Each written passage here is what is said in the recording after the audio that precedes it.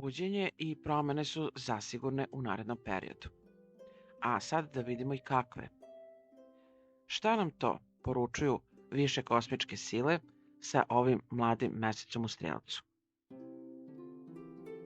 Odznak u Ovnu i mlad mesec u natalnom 9. polju. Fokus je na razvoju višeg uma, promene životne filozofije i uverenja, kao i pitanju vere, morala, etike i zakona, kako ovog našeg materijalnog, tako i onog duhovnog, to jest karmičkog.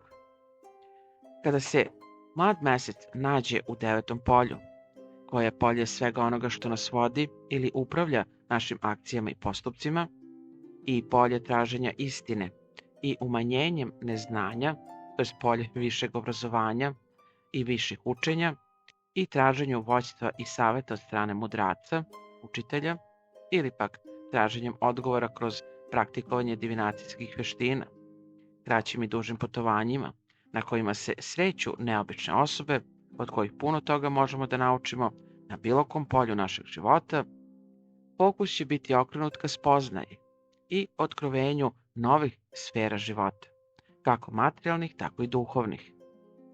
Ako se prihvate promene koje donosi ovaj mlad mesec iz Strelca, vrlo je moguće da ćete potpuno promeniti stav prema životu i svemu onome što ste do sada naučili, jer će mesec da vam otvori oči kako bi lakše uvidjeli neke od kosmičkih zakona, shvatili i prihvatili svoju karmu u ovom životu i na taj način omogućili vašoj duši da bude mudrija i da ne pravi pogrešne odluke dalje u životu.